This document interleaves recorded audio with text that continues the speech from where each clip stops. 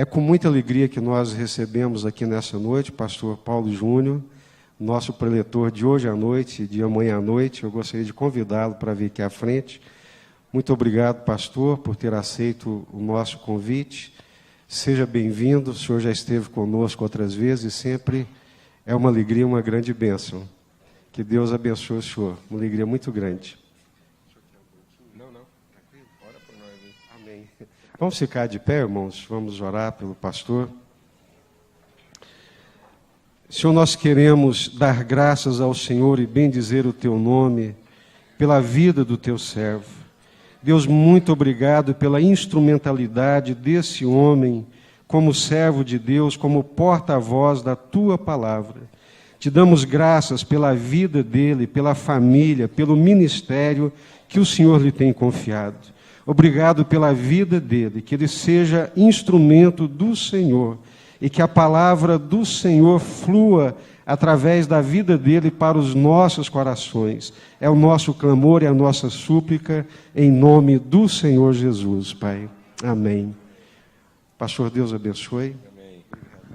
Privilégio, gente, uma grande alegria, uma grande honra, né, ter recebido da parte dos irmãos assim, esse privilégio, esse convite, essa confiança conferida a nós para, num momento tão essencial da vida da igreja, tão fundamental da vida da igreja, a gente poder estar aqui e compartilhar um pouco daquilo que Deus tem colocado no nosso coração. Eu estou tendo o privilégio hoje de ser acompanhado por um dos nossos filhos, o Paulo Neto, aqui com a gente. Eu creio que ele está bem à vontade com a estampa aí da sua camisa, viu? Porque nós temos um trabalho lá na África, lá em Moçambique, ele tem sido um dos representantes desse projeto lá, inclusive está indo para lá agora de novo em junho. Então a gente está bem à vontade aqui. Então é muito bom, é uma alegria falar desse assunto, meditar sobre esse tema. Eu vou pedir graça de Deus aqui para a gente não se alongar, né? Porque a vontade era a gente gastar horas aqui refletindo sobre esse assunto. Eu creio que a igreja só mantém sua saúde se ela mantém a sua consciência missiológica. A igreja, fora da sua missiologia, fora da sua vocação, ela está totalmente perdida naquilo que é o propósito de Deus para a sua vida. Por isso que Paulo, orando pela igreja de Éfeso, ele diz que a oração dele é para que a igreja recebesse da parte de Deus espírito de sabedoria e de revelação para pleno conhecimento das riquezas da sua vocação em Cristo Jesus. Então, é tudo mesmo uma questão de vocação, de identidade, natureza e propósito. E é nessa perspectiva de entender a questão da missão da igreja, não na perspectiva da sua atividade, mas na perspectiva da sua identidade. Refletir durante hoje e amanhã, meditar mesmo. Eu não vim pregar uma mensagem, mas eu vim, junto com os irmãos, buscar uma reflexão, uma meditação à luz da palavra de Deus, para discernir a questão missionária, a questão missiológica, como essencial, fundamental no desenvolvimento da nossa consciência de identidade. E uma vez discernindo nossa identidade, entender o que isso implica na nossa natureza como igreja. Entendendo a nossa natureza como igreja, como comunidade de Deus, entender o propósito disso, né? O que isso resulta como nosso destino aqui na terra. O texto, tema para nós, é o texto lá de Lucas, capítulo 9, que diz então que aquele que lança a mão no arado não deve olhar para trás. Aquele que olha para trás não é digno de Cristo. E aí o tema é muito desafiador, né? Porque o tema é olhos na missão e mãos no arado. E eu gostaria de desafiar os irmãos a gente meditar nisso, no seu aspecto pedagógico e não no seu aspecto metodológico. O que é a pedagogia de entendermos o foco da missão e o compromisso da missão? mas entender isso como uma pedagogia, algo que vai transformar nosso entendimento, e não algo que vai pautar nosso comportamento. É muito comum, às vezes, a gente falar de missões e imediatamente a gente pensar em estrutura, metodologia, estratégia. Ou seja, aí a gente pensa missão pelo serviço e não pela pedagogia. Aí a gente pensa missão pelo trabalho a ser realizado e o resultado a ser alcançado. E não uma pedagogia de Deus, uma escola de Deus, para transformar a nossa consciência a respeito de quem nós somos como família de Deus. Amém? Eu vou explicar isso melhor com uma figura, antes da gente ler o texto. Quando você quer um carro limpo, se você quiser um carro limpo, você contrata um lavador de carro. Certo? E aí você combina o preço e o serviço que você quer. Se o carro não ficou limpo conforme o combinado, você não paga. Aí você vai lá e exige que o carro esteja de acordo com o combinado, para você pagar. Porque isso é uma relação comercial. Então, toda vez que você quiser um carro limpo, você contrata um lavador de carro. Se você quiser a sua casa arrumada, você contrata uma arrumadeira, uma diarista, combina direitinho, vai lá, mostra para ela o serviço que você quer. Mas quando você chama um filho seu para ajudar a lavar o carro, a última coisa que você está pensando é em ter o carro limpo. Se você chamar um filho, uma filha sua, para ajudar a arrumar a casa, a última coisa que você pode estar pensando é em ter a casa totalmente arrumada. Porque eu vou te explicar, se você ainda não sabe ou não prestou atenção. Porque saber você sabe, mas não prestou atenção. É que você gasta mais tempo corrigindo o que aquela pessoa está fazendo do que aproveitando o serviço dela. Alguém aqui está entendendo o que eu estou falando? Não? Entendeu? Então, se fosse para ter o carro limpo, Deus tinha colocado prestadores de serviço nesse negócio. Quando Deus nos chamou para trabalhar com Ele, não foi para ter um resultado pretendido. Foi para formar uma consciência enquanto nós trabalhamos. Glória a Deus, amado. Se fosse só uma questão de converter todo mundo que Ele queria converter na terra, para levar quem Ele estava interessado em levar para o céu, você pode ter certeza que não era nós que estávamos fazendo esse trabalho. Vou explicar para você, por exemplo, se Deus estava interessado em converter todo mundo que Ele quer converter aqui em Anápolis, para no fim do dia levar quem Ele quisesse levar para o céu. E Ele já tinha terminado esse serviço, mano. Entendeu? Simples. Ele pegava, por exemplo, uma carruagem de fogo. Deus é bom nas carruagens de fogo. Ele arrumava uma carruagem de fogo, fogo mesmo. Colocava lá dentro uns 3 querubins, serafim, entendeu? Com as trombetas bacana mesmo, um negócio assim, brabo, um sonzão de arrebentar, e essa carruagem viajando mais ou menos assim na velocidade da luz, e percorrendo as ruas tudo de Anápolis, e tocando Deus é grande, só Ele é Senhor, e os querubins tocando, aquela carruagem pegando fogo. Amarrado atrás da carruagem, uma carroça ruim, toda enferrujada, desgraçada, com as grades assim, tudo danada, e uns 3 demônios lá dentro, mas uns graúdos mesmo, já o Lúcifer de cara, mais uns demônios graúdos. E enquanto os anjos na frente gritam, Deus é grande, só Ele é Deus, os demônios lá atrás iam gemendo e iam dizendo assim, é ruim, é ruim, é ruim, entendeu? Aí você põe uma equipe dessa rodando Anápolis, quanto tempo você acha que eles iam rodar Anápolis inteira? Umas 5 horas no máximo. Isso para parar em algum lugar, entendeu? Tocar umas trombetas mais fortes, um lugar mais ruim da cidade, entendeu? Lá perto de sua casa, por exemplo. Aí, depois que eles rodassem a Anápolis inteira, eles iam para a praça central de Anápolis, um dos querubins descia lá e falava assim, quem quer ir para o céu, põe o dedo aqui.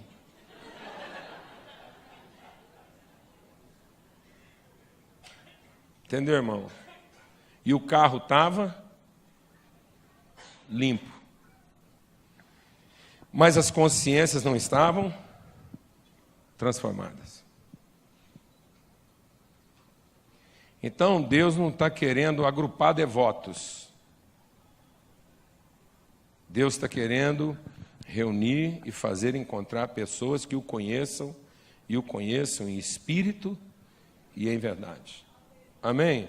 Então, usando desse tema, olhos na missão, nós vamos meditar o que é a missão.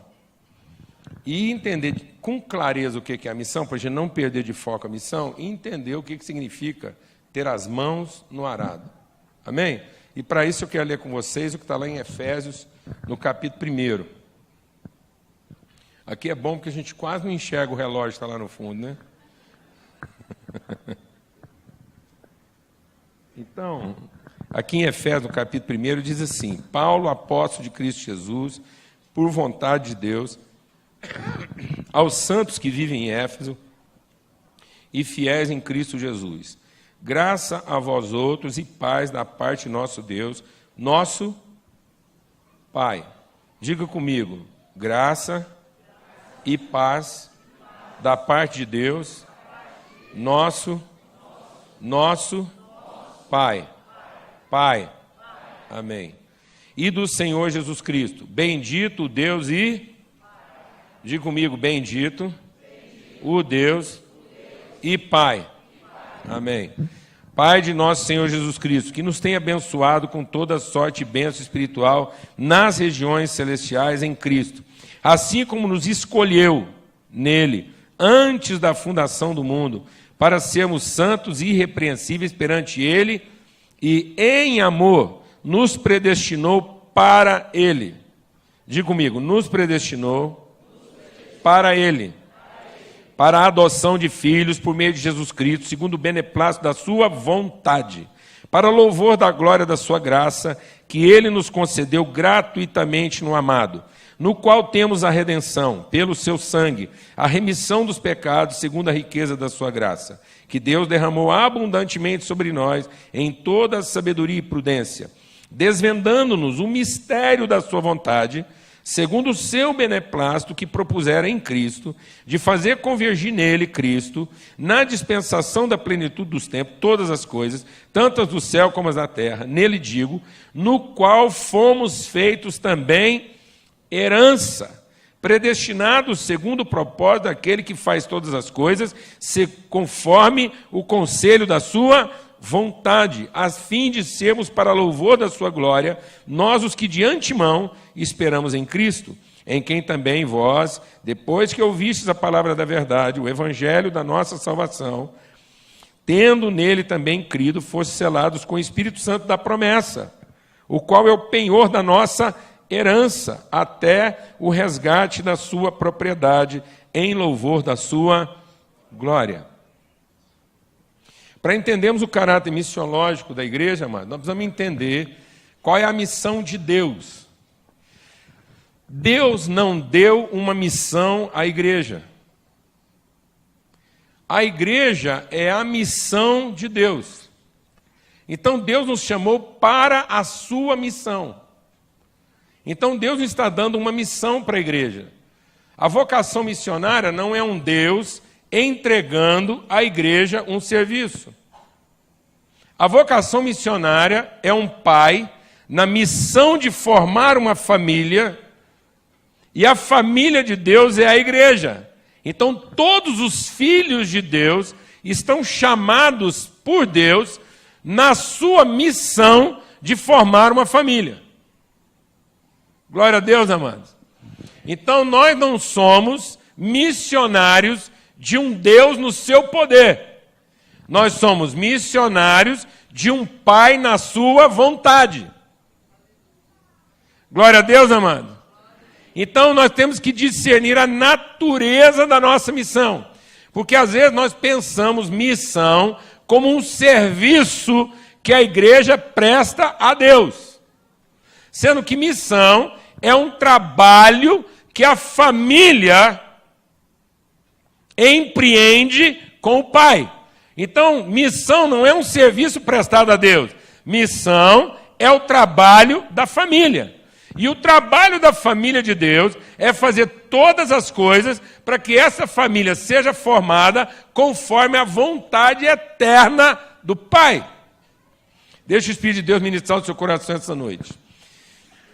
o que Cristo veio mostrar para nós e por que Cristo é o nosso Salvador. Porque às vezes a gente fala assim, Jesus é o nosso Salvador. Por que Jesus é o nosso Salvador? Jesus é o nosso Salvador porque Ele é o Cristo de Deus. Então, quando Ele foi revelado, os anjos anunciaram, é nascido em Belém o Salvador. Quem é o Salvador? Cristo o Senhor. Então, é a revelação do Cristo e a forma como essa consciência do Cristo se assenhora na minha vida. Então, o senhorio da mente Cristo é que nos salva. E aí a gente vai saber, salva do quê? Amém? Então, presta atenção. Quando Jesus pergunta para Pedro, para os discípulos, Jesus perguntou para os discípulos, quem que as pessoas dizem que eu sou? Aí um falou, tu és o Jeremias, outro falou que é o Elias, outro falou que é João Batista. E aí Jesus fala assim, e vocês, quem dizem que eu sou? Aí o Pedro levanta e diz assim, tu és o Cristo, o Filho do Deus vivo.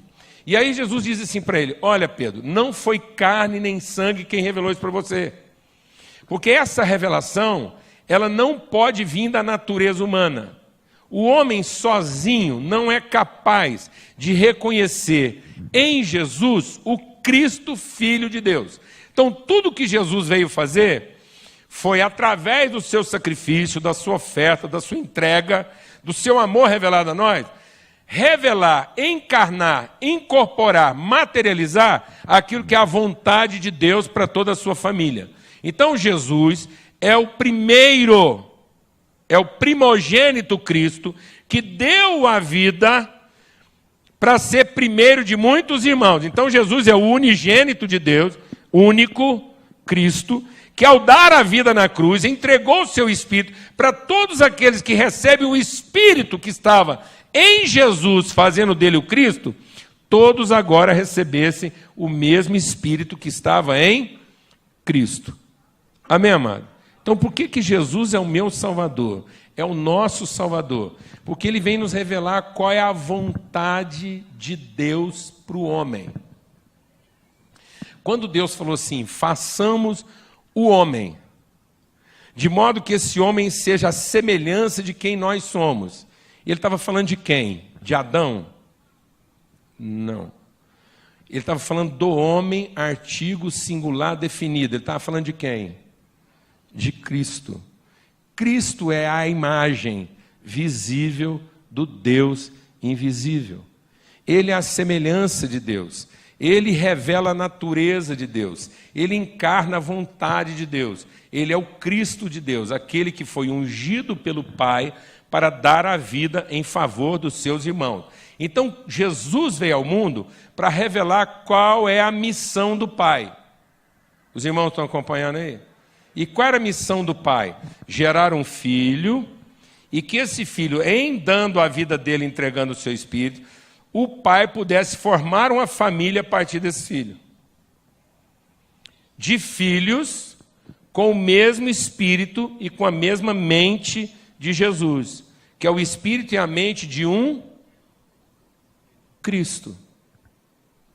De modo que nós somos o corpo de Cristo. Glória a Deus, amado.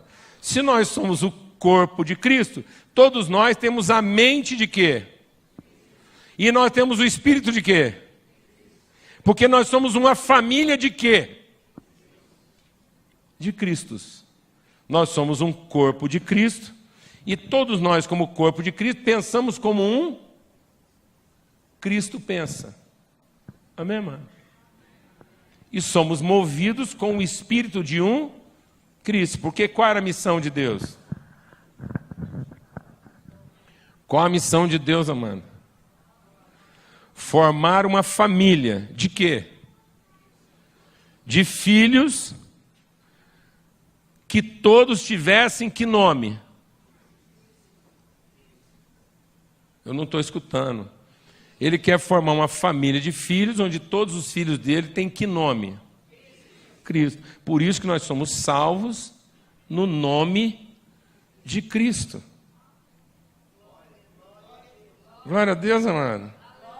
Porque agora esse é o meu nome. Essa é a minha identidade. Essa é a minha natureza. E um Cristo não fica pensando em salvar quem? Não escutei. Um Cristo não fica pensando em salvar quem? A si próprio. Mas ele entende pelo Espírito de Deus que ele foi ungido para dar a vida em favor do seu irmão.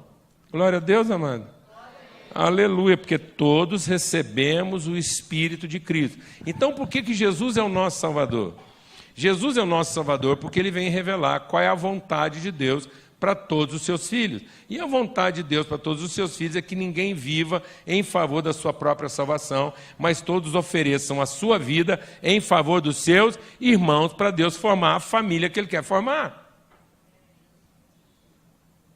Então, em primeiro lugar, Jesus vem me salvar de quem? Você não quer falar isso, mas você sabe. Jesus vem me salvar de quem? De quem? Eu não escutei. De quem? De mim mesmo, porque aquele que procura a sua própria salvação, perder-se-á. Mas aquele que por amor de mim der a sua vida em favor do seu irmão, salvará. Então, por que Cristo é meu Salvador? Porque ele me revela qual é a vontade de Deus para a minha vida. E até Cristo ser revelado, eu não conhecia Deus como Pai. Eu conhecia Deus como Deus. E conhecendo Deus como Deus, eu só queria Deus para a minha própria salvação.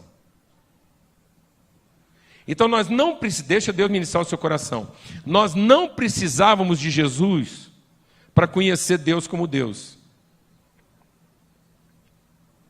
Jesus não veio revelar que Deus era Deus, porque ninguém precisava de Jesus para saber que Deus era Deus, e para ser Deus, ser adorado como Deus, venerado como Deus e idolatrado como Deus. Então, por que ele é o nosso Salvador? Porque ele veio revelar aquilo que ninguém sabia a respeito de Deus, que Deus era, e que a vontade de Deus era formar uma. Então, até Jesus, todo mundo procurava Deus para salvar quem? Agora, em Cristo Jesus, os nossos olhos foram iluminados. Porque aquele que conhece a Deus, mas tem olhos apenas para si mesmo, ainda está em trevas. E aquele que diz que ama a Deus, mas não tem os olhos abertos para o seu irmão, é a maior mentira que o mundo pode conhecer. Sabe qual é a coisa mais maldita que o mundo pode conhecer? É uma pessoa que com a boca diz que ama a Deus e não tem olhos para o seu irmão.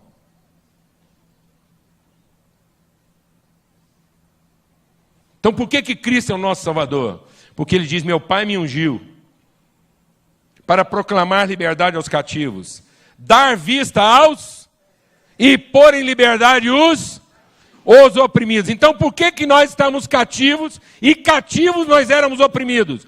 Porque nós estávamos cegos. Cegos para quem? Para a vontade de Deus a respeito dos seus filhos.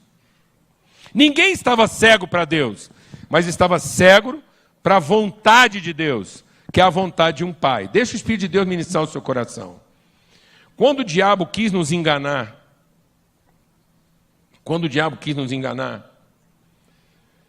ele não tirou Deus da nossa vida. Ele só colocou Deus no fim. Quando o diabo colocou Deus no fim, Deus deixou de ser a nossa origem.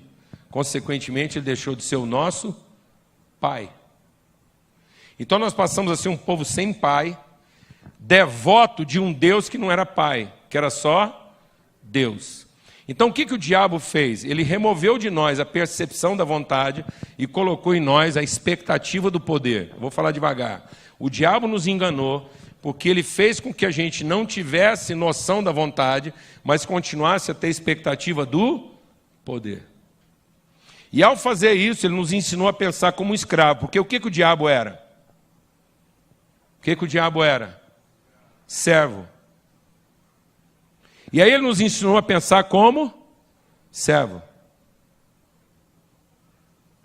Para a gente entender a missão aqui, o que significa mãos no arado.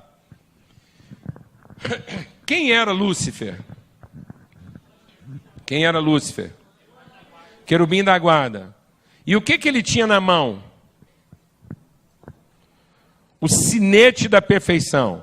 Sabe o que quer dizer que Lúcifer tinha o sinete da perfeição? Quer dizer que ele era o ISO 9000 do céu. Porque sinete da perfeição era um carimbo que todo mundo que fazia algum tipo de serviço no céu passava na mesa do Lúcifer e ele dava um carimbo de aceite, ou seja, está no padrão. Então, o Lúcifer era mais ou menos uma referência de padrão de serviço. Alguém está entendendo o que eu estou falando aqui ou não? Então, o Lúcifer é um padrão de serviço bem feito. E por que o Lúcifer virou diabo? Porque ele pensou em fazer uma coisa mal feita? Não. Sabe por que Lúcifer virou diabo? Porque o dia que ele virou diabo foi o dia em que se achou comércio no coração dele. Sabe o que quer dizer isso? Que Lúcifer não virou Satanás porque pensou em fazer o mal feito. Lúcifer virou Satanás porque ele pensou em tirar proveito do seu bem feito.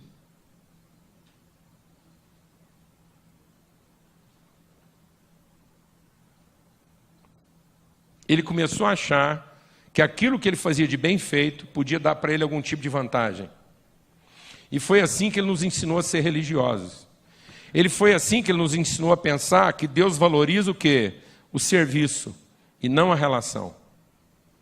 Foi assim que o diabo nos ensinou a pensar que Deus está interessado na nossa prestação de serviço e não na transformação da nossa consciência. Foi por isso que nós deixamos de nos relacionar com Deus a partir da sua vontade e passamos a nos relacionar com Deus a partir do seu poder. Por isso, como a gente pensa como um servo, a gente está sempre pensando que nós vamos ser melhor reconhecidos por Deus se a gente fizer bem o quê? O serviço. Então, muitas vezes, nós estamos ocupados em fazer bem feito o serviço para, no final, Deus reconhecer que nós fizemos bem feito e nos premiar de alguma forma. Por isso, nós podemos muito bem estar louvando a Deus, não como quem quer revelar o que conhece de Deus, mas como quem quer ser reconhecido por Ele. Por isso nós podemos estar orando, não como alguém que quer conhecer melhor a sua vontade, mas como alguém que quer receber mais do seu poder. Alguém está entendendo o que eu estou falando aqui ou não, mano? Então pode ser que o que está nos motivando a nos reunir e a prestar serviço para Deus é o interesse no poder e não o conhecimento da vontade. O que te trouxe aqui? Experimentar mais do poder de Deus? Fazer alguma coisa que você acha que é certo para Deus te dar mais poder? Ou nós viemos aqui conhecer a sua vontade? O que você anda querendo com Deus na sua vida? Experimentar mais do seu poder ou conhecer mais da sua vontade? Por que nós louvamos a Deus? Porque conhecemos a sua vontade ou porque queremos que Ele nos reconheça no louvor e nos dê mais poder? Por que nós ofertamos dinheiro para Deus? Porque essa é a sua vontade? Ou porque é assim que a gente compra mais do seu poder? Então qual é a missão? A missão de Deus não é encher a terra com um exército poderoso. A missão de Deus não era um exército. A missão de Deus não era a quantidade. A missão de Deus nunca foi a quantidade. A missão de Deus sempre foi a família. Quando Deus abençoou o homem para formar o quê? Deus abençoou o homem antes do pecado para formar o quê? Deus abençoou o homem para formar uma família. Deus disse, tudo que você precisa para formar uma família, eu já te dei. Então, toda vez que o meu pensamento estiver em harmonia com a vontade de Deus, eu não preciso falar com Deus sobre mais poder. Porque Ele já nos abençoou com toda a sorte de bênçãos espirituais nos lugares celestiais, de acordo com a sua vontade, porque Ele nos predestinou para sermos os seus filhos. A gente é tão miseravelmente religioso que a gente pegou o tema da predestinação e usa o tema da predestinação apontado para onde? Para o céu. Como se a gente, predestinação, fosse para resolver quem vai para o céu. Não, amado. O tema da predestinação nunca foi para dizer quem é que vai para o céu. O tema da predestinação foi para deixar claro qual é o nosso destino na terra. Céu não é o nosso destino. Quem fez a gente pensar que o céu é o nosso destino é quem? O diabo, que fez a gente pensar que a gente deve fazer alguma coisa para merecer ir para o céu. Quem colocou Deus no fim? O diabo. Céu não é nosso destino, céu é a nossa origem. Foi de lá que nós viemos. E Cristo veio para nos salvar, porque Ele veio nos revelar quem é o nosso Pai e qual é a vontade eterna do nosso Pai para nós. Então, quando eu vi meu irmão, Cristo Jesus, dando a vida por mim, eu fui salvo da minha ignorância de pensar que eu era um servo de Deus na terra. E quando eu vi meu irmão, finalmente eu vi qual era a vontade de Deus para todos os seus filhos. E o sacrifício de Cristo iluminou as minhas trevas, porque nas minhas trevas eu pensava que a vida era só o quê? Serviço. Mas agora eu vi que não é. É conhecimento da vontade do Pai. Então eu vi um filho de Deus cumprindo a vontade do Pai, e isso me libertou de viver a vida pelo serviço. E eu não recebi mais espírito de servidão para viver com medo. Eu recebi espírito de adoção, porque o meu irmão deu a vida por mim, e isso iluminou os meus olhos, que a vida não é prestar um serviço, mas a vida é dar a vida pelos irmãos.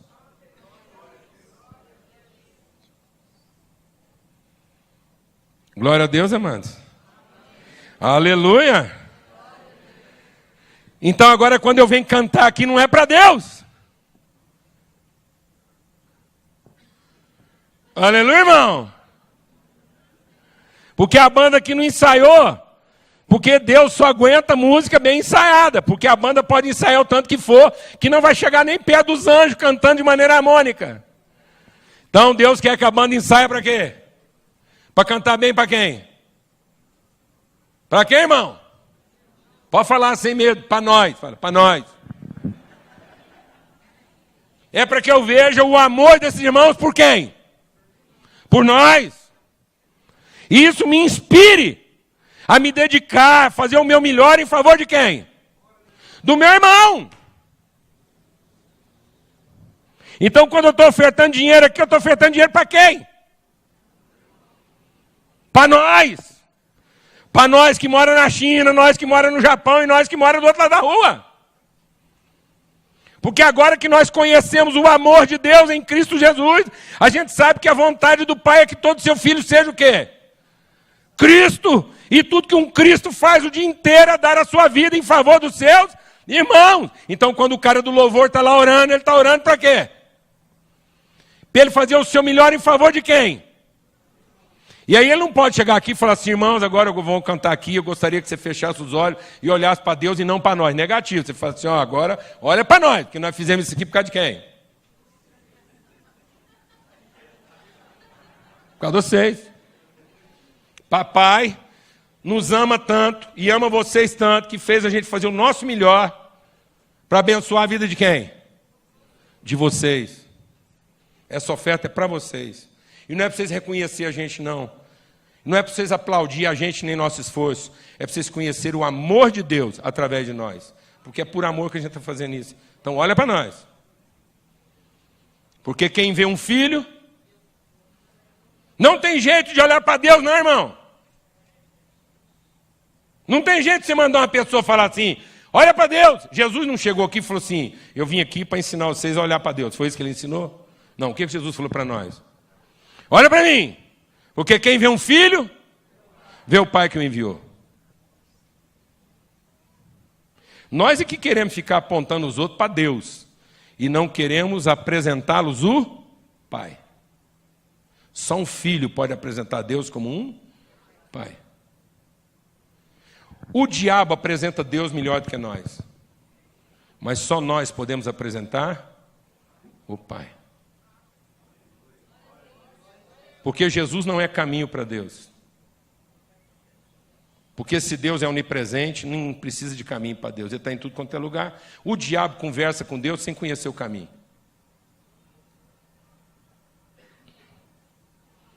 Jesus diz, eu sou o caminho, a verdade e a vida. Ninguém vem a Deus? Não. Ninguém vem ao Pai. Jesus é o nosso Salvador, porque Ele nos apresenta o quê? O Pai. Por isso que a salvação, a vida eterna, é que te conheçam a ti, como Pai, e ao Filho a quem enviaste. Então, qual é a missão de Deus, amados? Formar uma família. Não é ajuntar um povo. Não é ajuntar a gente. Por isso, a missão de Deus é família. É afeto. Não é serviço. A gente só cumpre a missão de Deus amando o nosso irmão. E se nós não entendermos isso, nós vamos ajuntar pessoas sem cumprir a missão. Deixa o Espírito de Deus ministrar o seu coração. A plataforma criacional de Deus é a família. O diabo vai nos removendo de uma plataforma familiar para uma plataforma o quê? Institucional, fazendo a gente pensar que missão é o serviço e não a relação. Então, lá no Japão não estão japoneses, lá no Japão estão irmãos. Você quer ver o tanto que a gente está ficando religioso? Eu vou tocar num assunto aqui, você não vai digerir de cara, você leva para casa e medita, não fica nervoso não. Presta atenção. A gente está ficando tão religioso que a gente está fazendo um evangelismo de juízo e não de justiça. Falando de um evangelho da graça, nós estamos praticando um evangelho do mérito. Porque presta atenção, a gente vai lá e prega o evangelho para a prostituta, para que se a prostituta se converter, a gente aceite ela como irmã. Então a gente vai lá propor para a prostituta um negócio. A gente vai lá e diz para ela, se você mudar seu comportamento, e se você se comportar como eu acho que você se deve se comportar, eu vou chamar de você de irmã. Amados, a prostituta sabe de negócio melhor do que a gente, então nós estamos perdendo nosso tempo e lá propor esse tipo de negócio. Não adianta a gente ir lá para o mendigo e falar assim, eu vou te dar comida, que se você aceitar minha comida e vier nos meus cultos, eu vou te chamar de irmão. Ele sabe de negócio melhor do que a gente. O evangelho não é para a gente ir lá pregar para a prostituta, para que se a prostituta deixar de ser prostituta, eu aceite ela como irmã. O evangelho é para que eu vou lá e a ame como irmã e revele a ela que ela é minha irmã e ela, sabendo que é minha irmã, deixe de ser prostituta. Então a motivação dela não é deixar de ser prostituta para ser aceita como irmã. A motivação dela deveria ser saber que é irmã, para que isso seja suficiente na vida dela, para que ela deixe de prostituir. Mas nós não temos coragem hoje de chamar a prostituta de quê? E por que nós não temos coragem de chamar a prostituta de irmã? Porque nós não temos o padrão familiar na cabeça. Por isso, nós nunca vamos dar a vida pela prostituta. Sabe por quê? Porque ela ainda não é nossa irmã. É simples. Coloca uma irmã sua lá na casa de prostituição. Coloca uma irmã sua lá. E aí, se um membro de uma outra igreja disser que ela não é irmã, o que você vai falar? Se um membro de uma outra denominação disser que aquela prostituta lá não é a sua irmã, só porque ela não é da religião dele, o que você vai dizer? O que você vai dizer? Ela é minha irmã. E eu vou lá fazer o quê? Dar a vida por ela.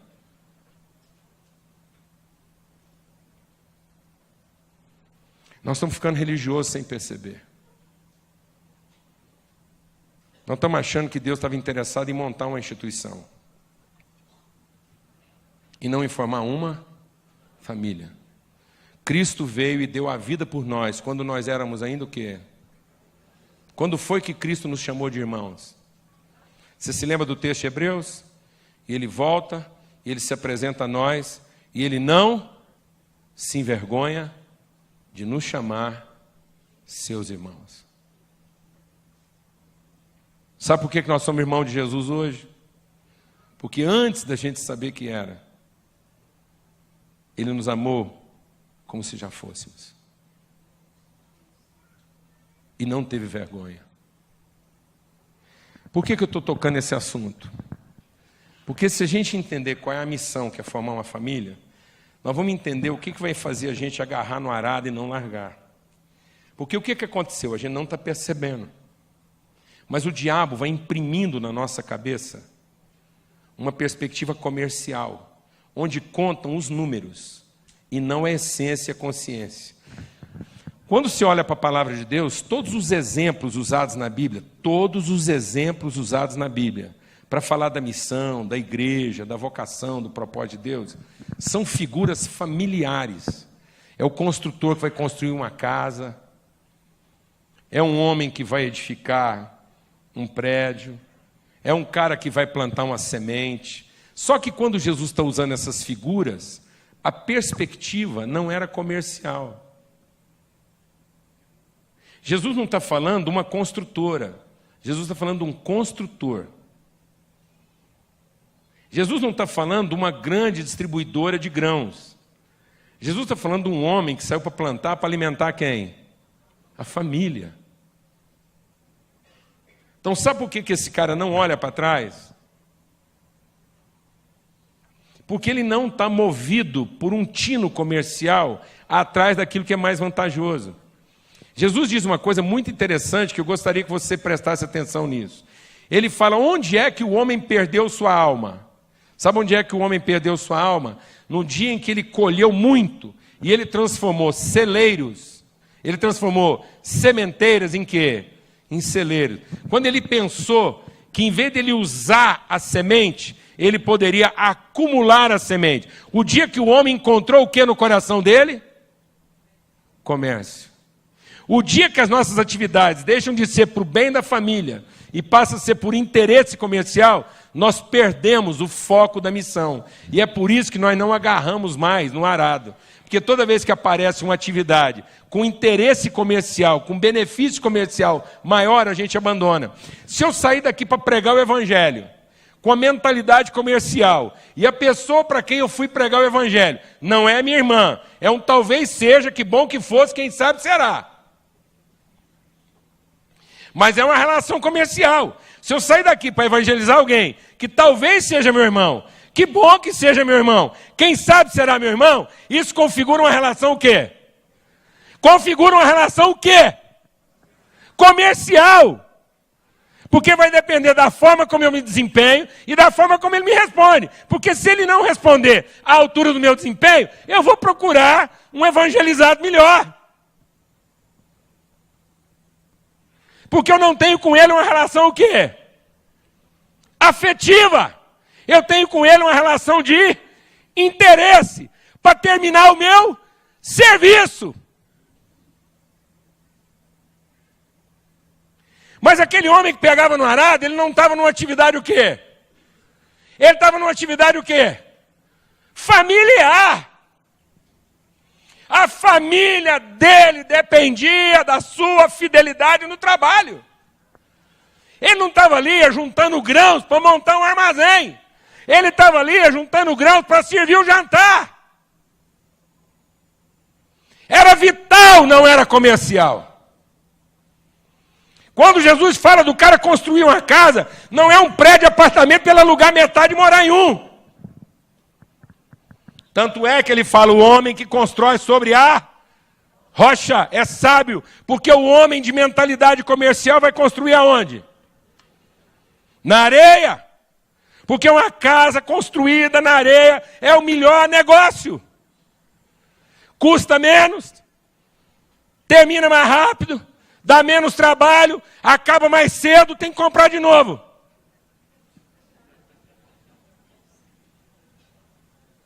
Alguém está entendendo o que eu estou falando aqui ou não, mano? Você acha que isso não afetou nossa mentalidade, não é?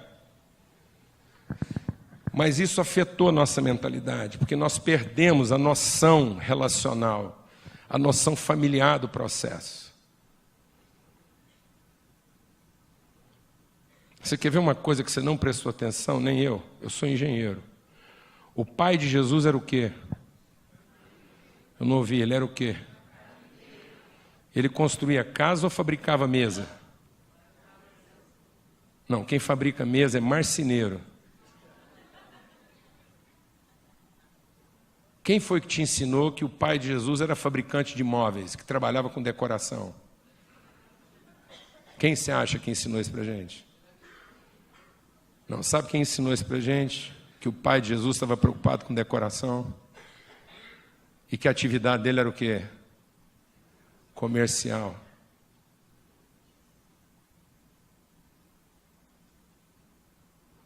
E quando Jesus diz, eu só faço aquilo que eu vi meu pai fazer, sabe o que está escrito lá no original? Que ele não está falando exclusivamente de Deus, ele está falando inclusivamente de José. Porque ele aprendeu com José a ser um construtor de casa e não um decorador de casas.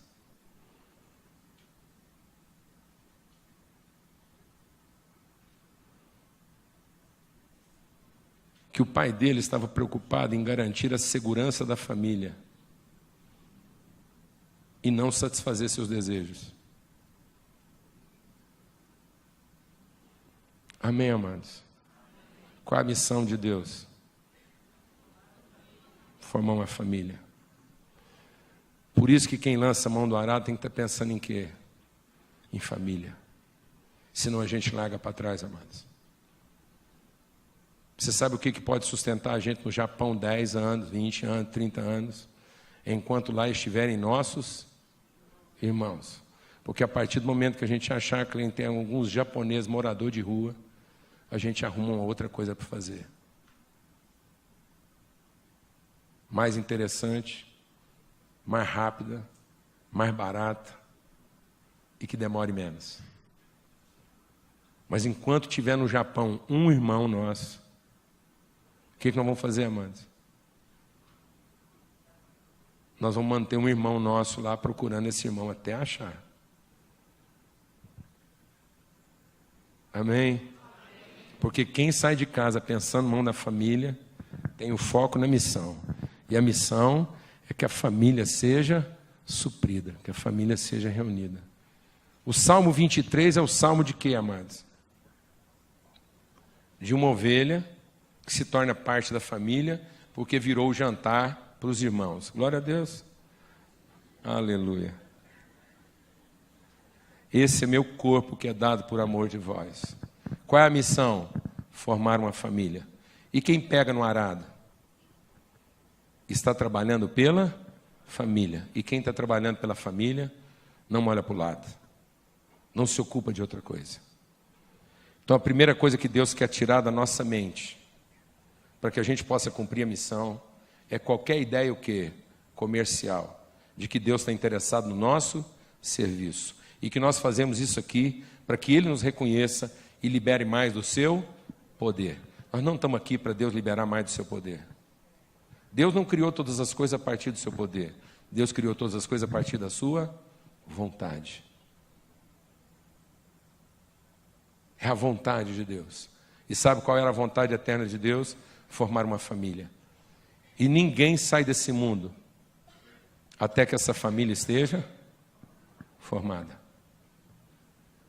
E não adianta chegar lá para o pai e falar assim, faltou só uma meia dúzia, mas a gente não achou mesmo, resolveu terminar o serviço mais cedo.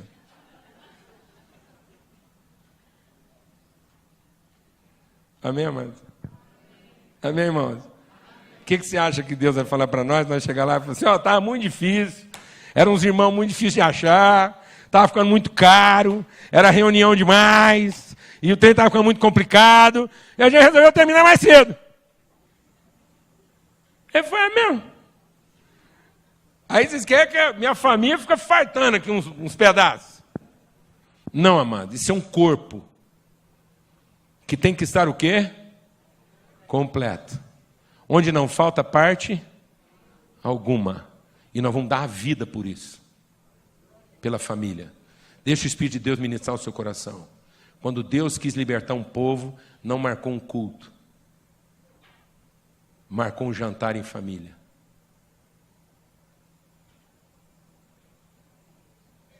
Nossos cultos não vão libertar ninguém. Se não forem encontros da família. Para conhecer a vontade do Pai. E que nos animem a dar a vida em favor dos nossos irmãos. Glória a Deus. Nós nos afastamos de Deus. O dia que nós pensamos que Deus queria montar um grande armazém. Deus nunca trabalhou a quantidade. Deus sempre trabalhou a essência.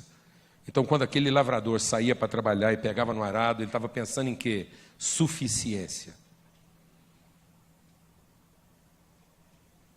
E não em enriquecimento. Ele não estava esperando ficar rico com o arado. Mas ele sabia que através do trabalho dele, ele ia voltar para casa e levar pão para todos os seus filhos. Filhos que estavam sentados ao redor da sua mesa, porque essa é a vontade do Pai. Que não falte ninguém na sua mesa e que não falte coisa alguma para todos os seus filhos. E nós vamos trabalhar de maneira incansável, nós vamos dar a vida até encontrarmos todos os nossos irmãos. E daqui para frente, não é uma prostituta que pode ser nossa irmã, é uma irmã nossa que pode deixar de ser prostituta. Não é um morador de rua que pode ser meu irmão, mas é um irmão meu que não pode continuar sendo morador de rua. E não sou eu que vou resolver isso por ele. Glória a Deus, amor. Aleluia. Quem crê nessa palavra? Amém. Vamos ter uma palavra de oração. E você fala para ele: Deus, agora que eu sei qual é a minha missão, eu estou agarrado. Eu não olho para o lado, eu não penso outra coisa. Eu quero encontrar meus irmãos. Quero dar a vida pelos meus irmãos. Quero essa família completa. Em nome de Cristo Jesus. A missão do Senhor é que não falte nada na sua casa. A missão do Senhor é que tudo aquilo que o Senhor planejou na eternidade, todas as bênçãos que o Senhor planejou, estejam colocadas à disposição da sua família. O Senhor nos predestinou, nós somos a herança do Senhor. Nós somos a herança do Senhor. Nós somos a tua propriedade. O Senhor nos predestinou para sermos filhos por adoção. O Senhor não nos recebe pelo serviço que prestamos. O Senhor não nos reconhece no nosso poder, mas o Senhor nos conhece na sua vontade e no seu amor. O seu amor nos conhece, a tua vontade nos contempla. E nós viemos aqui buscar a tua vontade. A vontade que o Senhor tem de ter todos os teus filhos reunidos ao redor da tua mesa. Nós queremos essa família completa e não vamos descansar, não vamos olhar para trás, não vamos negociar, em nome de Cristo Jesus. Amém.